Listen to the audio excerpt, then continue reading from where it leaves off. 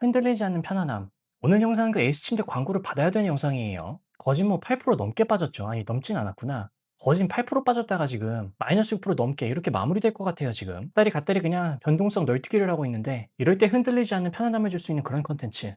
오늘이 딱 그런 영상이거든요. 이거 뭐 오늘도 그렇고 7월 13일 월요일에도 그렇고 코스피가 이제 툭하면 뭐 장중 마이너스 8%, 사이드카의 서킷 브레이커. 이제는 6,800선이 그냥 뭐 자주 방문하는 단골 식당이 되어버렸고, 서킷 브레이커만 하더라도 올해 들어서 지금 벌써 7번째인가 8번째인가 이 제도가 도입된 지 20년이 넘었는데, 웃긴 게 그 역사 전체 절반 이상이 올해 한 해에 몰려 있어요. 와, 그만큼 변동성이 역대급이다. 이게 그냥 7월 13일 월요일에는 내렸다가 어제는 또 6% 넘게 반등했다가 오늘은 또 이따구로 내려갔다가, 이게 우연이거나 단순히 그날 뉴스가 갈렸다 이런 걸로 설명이 과연 되는가? 솔직히 아니에요. 오늘 코스피가 장중에 마이너스 8%까지 빠진 이유도 뭐 여러 가지 갖다 붙일 수가 있겠죠. SK하이닉스 미국 ADR이 또 간밤에 이제 빠졌다고 한국도 그냥 뭐 같이 떨어지는 거 아니냐. 가뜩이나 지금 신용, 미수, 비투 다 끌어쓰는데 금리 인상까지. 그리고 이제는 뭐 메모리 업체들이 아니라 야, 이제 AI 서비스 업체에 투자를 해야 돼. 빅테크 쪽. 인공지능 AI 인프라 투자 둔화될 거야. 꼭 모건 스탠리 같은 친구들이 이럴 때 등장하죠. 불난집이 또 부채질하고. 근데 여기서 봐야 되는 거는, 솔직히 이런 뉴스는 매번 있었는데 왜 주가가, 코스피가, 미국 증시가 특정 구간에 도달하면은 이렇게 미쳐서 얄뜨기 시작하느냐. 솔직히 이 질문에 답이 되어줄 가장 좋은 선례가 엔비디아가 작년 10월부터 지금까지 걸어온 길이겠죠. 그래서 솔직히 오늘 왜 이 영상이 에이스신들로부터 협찬을 받아야 되느냐. 요즘 증시의 변동성이 물론 뭐 레버리지 탓도 있겠지만은 솔직히 호재냐 악재냐의 문제가 아니라 누가 지금 어떤 구간에 물려 있고 그 물린 분들이 얼마나 밀집해 있고 그 위에 어떤 기계 장치가 얹어 있는가, 이 문제예요. 우리가 기술적 분석을 보게 되면은 다들 이평선 지지 이런 말들을 많이들 쓰죠. 그런데 중요한 건 이 라인들이 왜 힘을 갖는지 그 메커니즘을 우리가 이해를 해야 되는데, 일단 120일 이동 평균선은 뭘까? 최근 120 거래일, 대략 6개월 동안에 그 종목을 산 분들의 평균 매수가죠. 일목균형표의 선행스팬 2도 그 원리가 비슷해요. 과거 52일간의 최고가, 최저가, 중간값을 26일 뒤로 밀어서 그린 선이죠. 결국 이것도 중기 매수세가 형성된 가격대의 무게중심, 그걸 보여주는 지표예요. 그래서 핵심을 하나 짚고 넘어가자면은 이 선들 자체에는 아무런 마법이 없죠. 이 선을 뚫는다고 주가가 어떤 물리법칙에 따라서 반응을 한다, 이런 게 아니에요. 이 선이 힘을 갖는 이유는 딱 하나죠. 이 가격대 부분에 실제로 살아있는 분들의, 우리 개미들의 매수물량이 똘똘 뭉쳐있기 때문에. 생각해보면은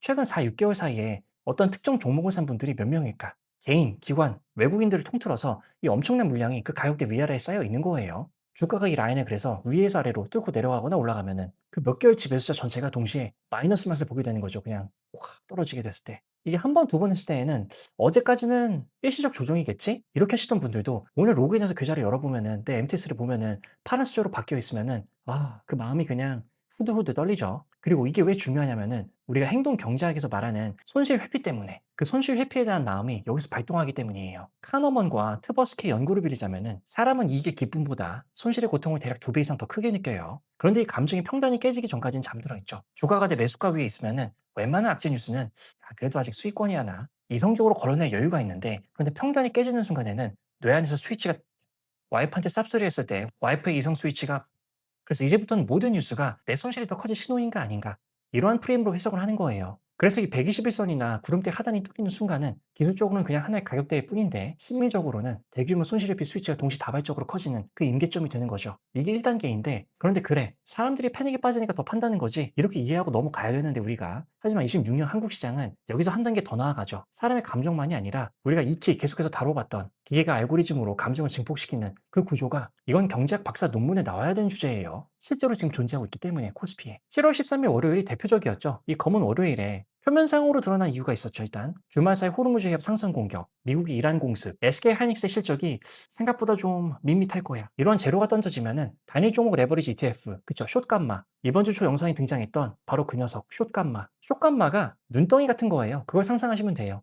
파생상품 포지션이 가격 변동이 커질수록 그 매매 자체가 변동성을 더 키우는 구조죠. 삼전 닉스 2배 추종 레버리지 ETF가 지난 5월 말에 출시됐죠. 이 상품이 매일 배율을 2배로 맞추기 위해서 리밸런싱을 하는데, 주가가 오르면 추가로 사고 주가가 내리면 추가로 팔아요. 이 두 종목이 코스피 시가총액에서 차지하는 비중이 워낙 크잖아요. 그러다 보니까 개별 종목의 급락이 지수 전체의 급락으로 계속 이어진다, 전염병처럼 계속 전이되는 거죠. 그래서 7월 13일도 그랬고 오늘 목요일 하락도 그렇고, 실제 순서는 특정 악재가 발생, 중동 리스크나 실적 전망 하향, 방아쇠가 당겨지면은 SK하이닉스, 삼성전자가 밀리기 시작하죠. 레버리지 ETF가 하락분의 2배를 쫓아가려고 기계가 추가적으로 매도를 한다. 이게 다시 본주 하락폭을 키우죠. 코스피 200 선물이 급락하면서 사이드카가 발동. 그래도 낙폭이 안 잡히고 8%로 넘기면은 서킷 브레이커까지 발동. 이러한 현상이 장 종료 직전에는 더 심해지죠. 기계가 리밸런싱을 해야 되니까. 그래서 올해 코스피 사이드카 발동 횟수가 아마 36번 정도 될 텐데 08년도 금융위기 당시 한 26회예요. 훨씬 넘었었죠. 시장이 뭔가 근본적으로 망가져서가 아니라 변동성을 증폭시키는 장치가 그 확성기가 클럽 안에 시스템 안에 새로 장착됐기 때문이에요 지금. 예전보다 더 자주 격렬하게 흔드는 거죠. 스텝을 그냥 계속 짤짤짤 쪼개는 거예요 그냥. 그리고 이 장치가 이제는 양방향으로 작동하는데 우리가 7월 15일 반등을 보면은 그 전날 밤에 뉴욕에서 하이닉스 ADR이 27% 폭등하고 바클레이즈가 목표 주가를 $330로 제시하면서 메모리 공급 부족이 지속될 거라고 했죠. 그러니까 국립 개정과 동시에 매수 사이드카가 걸릴 정도로 그냥 프로그램 매수가 쏟아지고 외국인이 SK 하이닉스 3전 뭐 몇천억 원씩 그냥 쓸어 담았죠. 내려갈 때 쇼감버가 낙폭을 증폭시켰던 그 메커니즘이 올라갈 때는 상승폭을 증폭시키는 거죠. 반대로 오늘은 호루룩.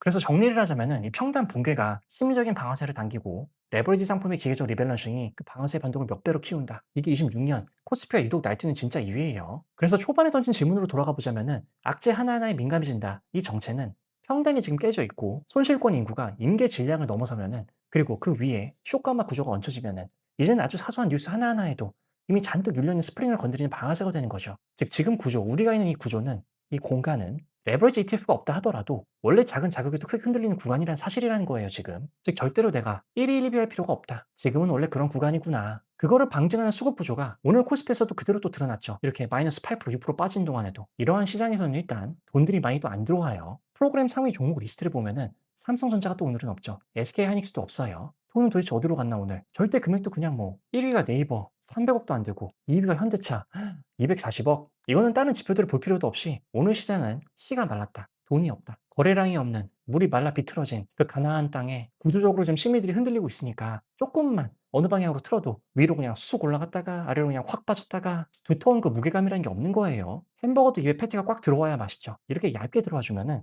맛이 없다. 투자에 맛이 안 나죠. 오늘 기계들이 들어갔던 이 명단을 보면은 그렇죠. 반도체가 또 없죠. 이게 참 심리적으로도 악마 같은 게 삼성전자만 놓고 보자면은 딱 위에 이제 저항선 부근에 오니까 특히 오늘은 개인분들이 또 추격 매수를 강하게 들어오셨잖아요. 오지 마. 이때 한번 또 털고 먹고 간다. 기계들이 바로 그냥 그리고 큰손들이 추격 매수하는 분들을 다시 한번 꼬꾸라뜨린 거죠. 즉 지금 홀짝 게임을 하고 있는 거예요 지금. 막상 공포스러웠던 아래에서는 사지는 못하고 조금 올라가니까 이제 추격 매수를 하는데 그 용기마저 그냥 모가지를 비틀어 버린 거죠. 그래서 이럴 때는 퐁당퐁당 함부로 들어갔다 나갔다 하면 계좌 금방 녹아버리는 거죠. 그래서 오늘은 이렇게 퐁당퐁당 스마트머니가 반도체를 줄이면서 개인분들의 의지를 계속 꺾으면서 그 물량을 계속 이양받고 있는 중이다. 그리고 우리가 지금 이렇게 121선 근처, 선행스팬 2 근처, 내 평단이 깨져 있는 구간, 다들 몰려있는 구간에서는 그 공포심 때문에 계속해서 이렇게 기계들이 알고리즘이 낚시를 합니다. 가두리장 안에서 방어 가두리 하듯이. 최근 며칠 동안 이 패턴이 그냥 복사 붙여넣기 수준이죠. 폭락을 하면은 개인분들이 대량 매도. 견딜 수가 없다니까요. 이 공포감이. 내 평단이 깨지고 마이너스가 더 난다는 사실이. 다음날 반등하면은 이때도 이제 어우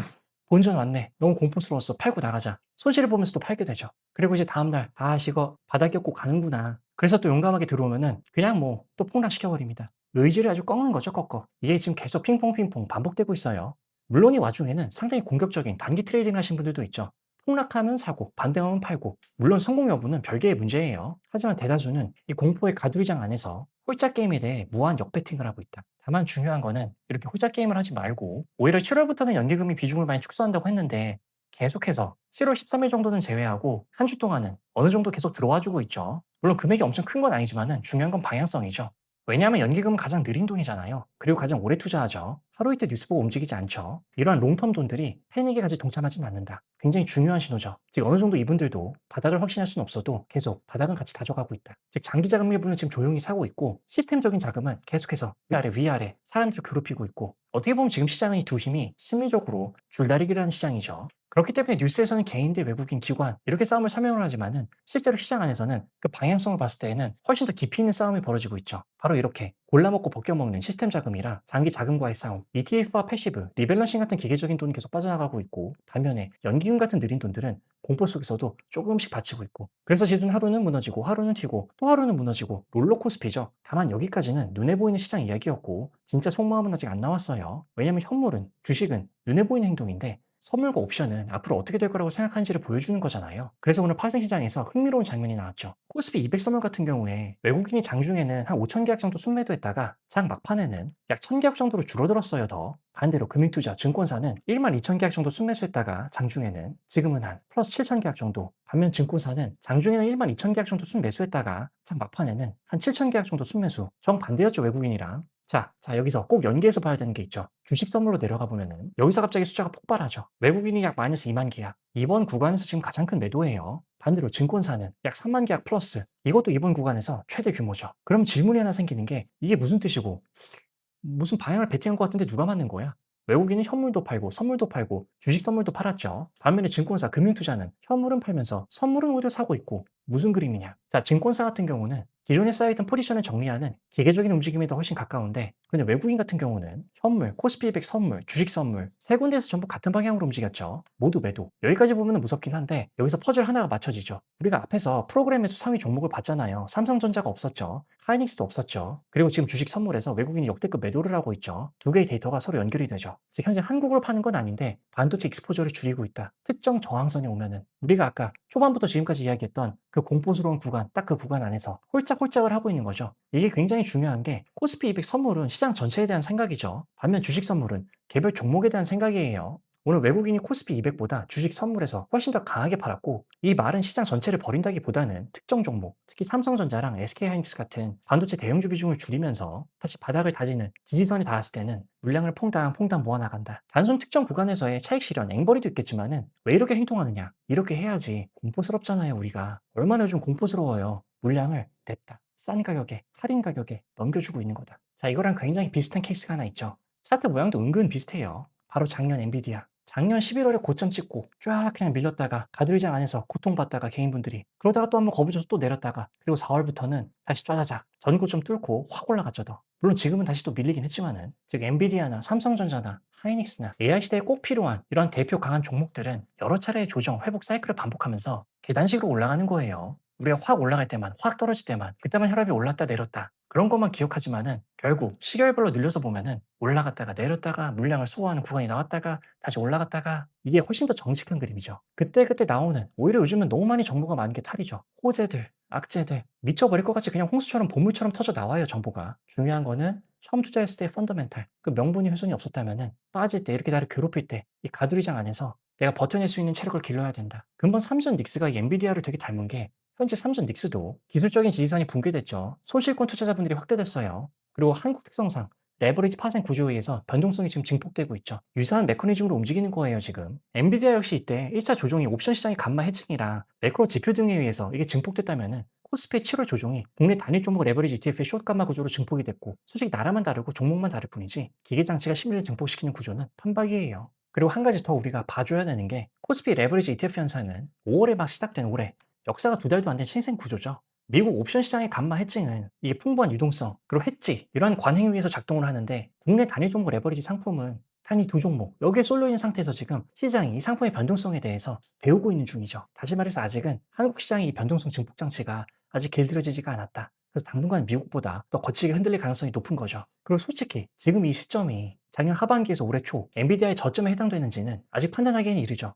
하지만 판단의 기준은 명확해요. 엔비디아 주가의 회복을 다시 이끌었던 것은 실적과 공급의 서사였죠. 그렇다면 지금 코스피, 삼전 닉스에게도 같은 질문을 던진다면 과연 여기서 지금 탈피가 되었나? 지금 말해주고 있는 데이터는 7월 10일까지 반도체 수출이 전년 대비 54% 증가하면서 역대 최고치죠. 반도체만 놓고 보면은 193% 급증이에요. 삼성전자는 7일에 89조 4천억 원 역대 최고 잠정 영업이익을 발표했죠. 이건 엔비디아 1차 회복기에 공급 매진, 실적 서프라이즈 서사와 정확히 같은 궤죠. 그리고 SK하이닉스 같은 경우 실적 전망 하향은 일단 확정치는 아니고 추정치죠. 그리고 설사 그게 맞다 하더라도 그 근거도 업황 붕괴가 아니라 장기 공급 계약, LTA 조건 반영이라는 기술적인 요인이었죠. 그리고 재밌는 거는 코에 걸면 코걸이, 귀에 걸면 귀걸이인 게 이 장기 공급 계약은 마이크론 때 나왔던 호재였어요. 지금은 반대로 악재로 이렇게 또 해석을 하는 거죠. 즉 지금까지 나온 팩트만 보면은 이런 조정은 펀더멘탈은 살아있는데 수급 장치가 과민 반응했던 기술적인 조정에 가깝다. 다만 이것도 확정된 결론이 아니라 지금까지의 데이터가 가리키는 방향일 뿐이죠. 앞으로 몇 주간 나올 이제 2분기 확정 실적 그리고 이달 말에 예정된 빅테크 분들의 실적 발표라 컨퍼런스 콜에서